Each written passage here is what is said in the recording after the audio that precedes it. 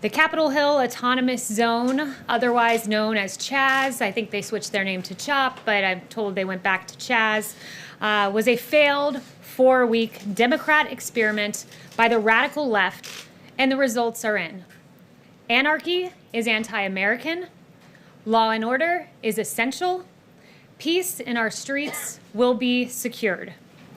While the Democrat mayor of Seattle proclaimed that CHAZ was to be, quote, the summer of love, in fact, it was not. And other failed Democrat politicians also remained passive or even silent in the face of anarchy. But while that happened, President Trump set the tone. Law and order must prevail to preserve peace in our streets. The president is not the Democrat governor of the state of Washington. The president is not the Democrat mayor of Seattle. But nevertheless, the president must lead by example and be prepared to act in the face of failed Democrat leadership, which is what we saw in Democrat Seattle and Democrat Wisconsin.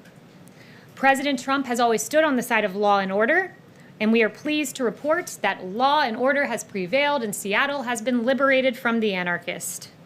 In President Trump's America, autonomous zones will have no sanctuary.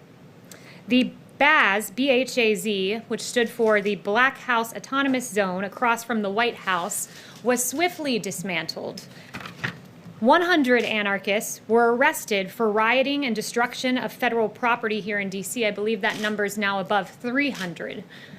4 men have been charged in federal court for attempting to tear down the statue of Andrew Jackson in Lafayette Square, and there are 200 open domestic terrorism investigations. You contrast the president's vision of law and order to that of the failed CHAZ experiment and anarchy. And here's what you find in the failed Democrat experiment that took place out in Seattle. The Seattle Times said the shooting at Seattle's CHOP protest tragically killed a 16-year-old boy, leaving a 14-year-old seriously injured. That's what happens in an autonomous zone. The police chief, Carmen Best, who did a marvelous job winding down the CHOP zone, noted that CHOP has become lawless and brutal and enough is enough, and she took action. According to reports, quote, police also investigated several vehicles circling the CHOP zone with people inside carrying firearms and wearing body armor. This was no, quote, summer of love, as the Democrat mayor in Seattle said. And President Trump compelled action. He has said, take back your city now. If you don't do it, I will. He has said this is not a game. These ugly anarchists must be stopped immediately, move fast. And finally, the Democrat mayor in Seattle, who was long delayed, finally gave the order to dismantle the CHAZ, and it was an admission. It was an admission that President Trump's vision is right, that anarchy is wrong, and that law and order bring peace. And with that, I'll take questions. Kristen. Kayleigh, thank you so much. National Security Advisor Robert O'Brien said that the intelligence about the alleged Russia plot was being taken so seriously that U.S. allies were alerted and that it could impact military tactics. So how is that a hoax? Well, as I mentioned yesterday, what happens when any intelligence comes in unverified, if there is any way that it could affect American troops or allies, it is immediately communicated on the ground to ensure that troops and commanders and generals can make the best decisions, tactically speaking. So that's the way it's done. But what I would say is at the same time, until there's a strategic decision for the president to make, until it is verified, it is not briefed up to the president of the United States. That's how intelligence works. Is he angry or frustrated or upset about the fact that he was not in the loop on this when members of Congress were briefed and U.S. allies were briefed? No, the president believes that and has great faith in Ambassador O'Brien and the others who made the decision that this shouldn't be risen to his desk. It was a career CIA officer with more than 30 years tenure who made the decision not to brief it up, and the National Security Advisor agreed with that decision. She's an excellent officer and does great work, and made the decision not to brief it up. It was the right decision to make, and at this moment as I speak to you, it is still unverified. And Kayleigh, just to follow very quickly, I've heard you and Robert O'Brien and others express real outrage about the leaks. is there outrage about what the intelligence community is investigating, which is the possibility of these Russian bounties targeting U.S. troops? Make no mistake that this administration has acted tough on Russia, always makes the decision that's in the best interest of protecting our troops, like killing General Soleimani, who killed 600 American troops, maimed thousands others, and al-Baghdadi. We always act in the best interest of our troops, but this is unverified still at this very moment. John. Kayleigh, why is the president calling Black Lives Matter a symbol of hate? Well, what the president was noting is that that symbol, when you look at some of the things that have been chanted by Black Lives Matter, like pigs in a blanket, fry 'em like bacon, that's not an acceptable phrase to paint on our streets. Look, he agrees that all Black Lives Matter, including that of Officer David Dorn, Patrick Underwood, 2 officers whose lives were tragically taken amid these riots. All Black lives do matter. He agrees with that sentiment. But what he doesn't agree with is an organization that chants pigs in a blanket, fry 'em like bacon about our police officers, our valiant heroes who are out on the street protecting us each and every day. Americans of all races have protested in all 50 states around that phrase, Black Lives Matter, and the president is here calling it a symbol of hate? He's talking about the organization. I would note to you that the Greater New York BLM president has said if this country doesn't give us what we want, that we will burn down the system, and I could be speaking literally. I'd call that a pretty hateful statement. But Kayleigh, Yes, he's not Ben. talking about the organization in his tweet. He says Yes, the words. Ben. He says the words. Which, Black Lives Matter. what's the name of the organization again? Black Lives Matter. There you go. You just Those are answered the- my those are question. the words that Go are ahead, being on Ben. Fifth Avenue. Question on coronavirus. Earlier today, the president said, I think that at some point that's going to sort of just disappear, I hope. Is hoping that it will disappear the president's strategy at this point? No, the president's confident that it'll disappear. He's confident that he's put together a revolutionary, first-class team that is going to break through bureaucracy and get us a vaccine. He's confident that that will lead us to a place where we won't have COVID on our hands. And in fact, there was very pleasing news today from Pfizer and BioNTech that showed positive results for their vaccines. Dr. Fauci says that we're heading towards 100,000 cases per day. But so why does the president have evidence that it would just disappear? Well, he distinguished between a vaccine and it just disappearing. One thing I would note with regard to cases, we're aware that there are embers in the country. We're aware that there are places with rising cases, and that's why Dr. Birx is on the ground and others. We're continually assessing that. But one thing I would note is just that when you do test more people, you do identify more cases, and that is rapidly ongoing. We're testing more than 500,000 a day. To give you an example, on April 6th, really the height of the pandemic, we were doing 151,525 tests.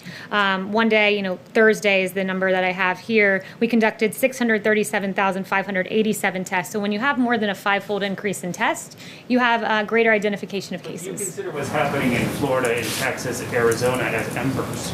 I would say that we see rising cases, we see embers around the country. We always knew that would come with reopening, but those who are identifying as positive cases do tend to be younger individuals, as the vice president noted, and I think the increase in testing is part of the contribution to what we're seeing. Yes. Today, Mayor Bowser said her office is communicating with the Department of Interior about the 4th of July celebration, and it's not, in her mind, in keeping with CDC guidelines, as well as DC Department of Health guidelines. The White House has said over and over again we should look to our local authorities for how we should act. Should the administration be following the local guidelines in this? The president has said that we should follow our local authorities with masks, so that's the decision that he encourages people to follow those authorities. The CDC guidelines, I'd also note, say recommended but not required, and we are very much looking forward to the 4th of July celebration. Yes. Are you preparing some options for the president to consider for retaliation against Russia should this intelligence prove to be true? And I won't get ahead of the president on action. I also won't get ahead of the intelligence, which at this moment is unverified. Does the president want this intelligence to be corroborated or not? Or what has he told his advisors on this front?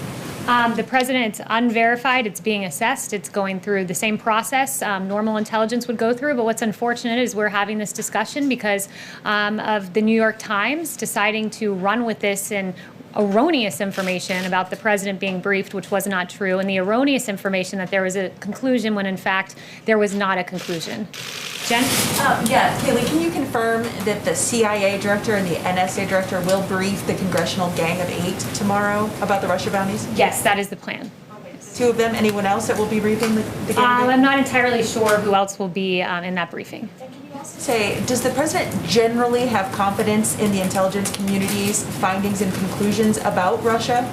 Yes, he does have confidence, and he's many times acted on verified intelligence, and there's times he's decided that it's in our strategic interest not to act. I'd give you the example of Soleimani and al-Baghdadi, and then the example of Iran shooting down, when Iran engaged in actions and the president said it's not time to engage because shooting down an entity is not the same as losing loss of civilian lives. Yes.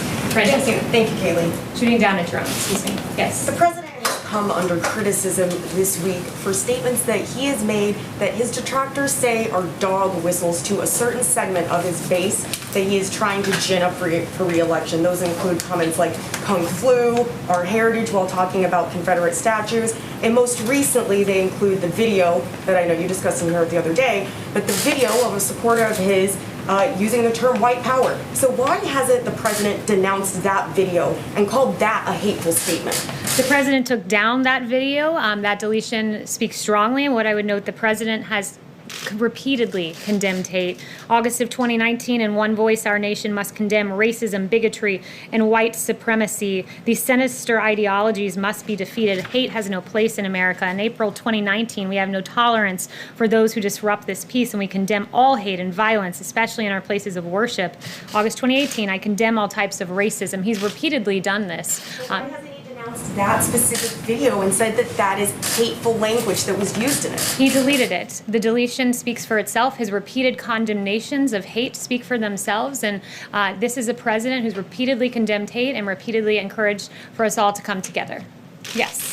Thank you, Kayleigh. Did the president meet today with Senate Republican leader McConnell about the future recovery aid package? And is there any sort of agreement on additional unemployment insurance or stimulus payments? Yeah, so I have no announcements with regard to his meetings, but what I would say is he did mention that in a phase 4, he would be open to direct payments on the point of unemployment insurance. One thing that he's concerned about is he does not want to see an incentive not to work, and enhanced unemployment benefits that Senator Schumer has suggested would be an incentive for people not to get back to work, and he wants to encourage people to get back to work. And at the same time, he's mentioned a payroll tax holiday, a big win for our workers that helps those who are on the lowest end of the payroll, would help the Americans who need it most. So those are some things he's talked about for phase 4. Yes. You used the word embers to describe the coronavirus, but yesterday another all-time record of 47,000 cases, and 4 times this week a new record.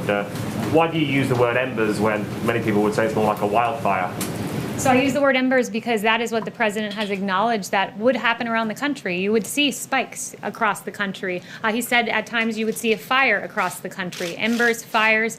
But at the same time, I would note the increase in cases, or the increase in testing, 6-fold increase in testing. You identify more cases. I'd also note that Secretary Azar said that we've seen nationwide that fatalities at a 2-month low. So this is a different situation when those who are testing positive are younger. We have increased tests. We're aware where there are surges. That's why Dr. Birx is on the ground. But we believe we are equipped to handle what we see on the horizon. Has the president made a conscious decision to talk less about the virus? I think in his town hall with Sean Hannity, someone measured it was only 3 minutes that he discussed it. He tweets about it far less often than he used to. The president is not focused on talking. He's focused on action, and his administration has taken historic action with regard to the coronavirus. We have an excess amount of PPE, surge, a huge amount of ventilators in the stockpile, things that could never be done, we were told, have been done under this administration, testing more than 600,000 a day. This president has done a historic job with regard to the coronavirus. Lalit. Thank you. President yesterday tweeted that he's angry against China. There's anger against China in India also. So India has banned 59 apps from China, including TikTok. How does the president knows about it, and what are his views on this? So with regard to India and China, we're closely monitoring the situation. He is as well. Both India and China have expressed a desire to de-escalate, and we support a peaceful resolution of the current situation. And he said that China's aggressive stance along the India-China border fits with a larger pattern of Chinese aggression in other parts of the world, and these actions only confirm the true nature of the Chinese Communist Party. TikTok, India banning the TikTok app. No announcements on that. I would just point you to what Secretary Pompeo said earlier. Yeah. Yes. When can we expect the president to weigh in on Israel's plan to annex parts of the West Bank and the Jordan Valley? And how much does this delay perhaps have to do with the concern about setting evangelicals here in the United States, who, of course, are a really important part of the president's base in the election effort? Yeah, so I've not spoken to him about that specific issue, but he's a great supporter of Israel, and I would just leave it at that. But Kayleigh said that there could be something this week, so I'm just wondering what the delay is, and maybe you could weigh in on, there are concerns this could be the final nail in the coffin on a Palestinian state. Like, what is the president thinking about that? So no announcements on that front, and I won't get ahead of him on anything that would happen this week or beyond. Yes. The president has said in this room that he wants to meet the Taliban leadership. Now that world leaders are coming here again, is that on the cards? Is that going to happen soon? Is there a timetable? So again, I won't get ahead of the president on that. What the president wants is to see our troops come home from Afghanistan. He has been on the record being against keeping a sustained presence in Afghanistan. He does not believe in foreign adventurism and wars that drag on. He believes the ultimate way to secure our troops is to bring them home. Have the reports of the Russian bounties to Taliban fighters affected that calculus? That's unverified intelligence that's currently being assessed. Yamish? Hi, thanks, Kayleigh. The first question I have is two questions. The first is, on Monday, the president went after stripping racist names on buildings. On Tuesday, he went after a rule to combat racial segregation. And then today, he said that he described the words Black Lives Matter as a symbol of hate. Why is he digging in on race in this way? So first, I mean, if you're saying that the fact that he does not want to rename our bases, if you're considering that racist, then apparently 56% of America is as well, because 56% of America is against changing the name of U.S. military bases. He believes that our young men and women who left these bases overseas, many of whom lost their lives, and the last thing they saw was being on one of these military bases, that they should not be told that the base that they trained in, the last place they saw on American soil, was a racist institution, and that's a proposition the vast majority of America agrees with. Including him saying that the words Black Lives Matter, as we've noted, has been chanted in 50 states. Why is he saying that that's a symbol of hate, on top of all the other things that he's done just this week alone in terms of race? Well, is pigs in a blanket fry 'em like bacon racist? I mean, is that hateful? That is a hateful thing to say, I would argue. I would think the vast majority of America would agree with that, too. I think the vast majority of America would think it's hateful to say that we will burn down the system, and I could be speaking literally. I think the vast majority of America would agree with him yet again that holding up a severed pig's head is unacceptable. You're not going to engage on that. I have a second question.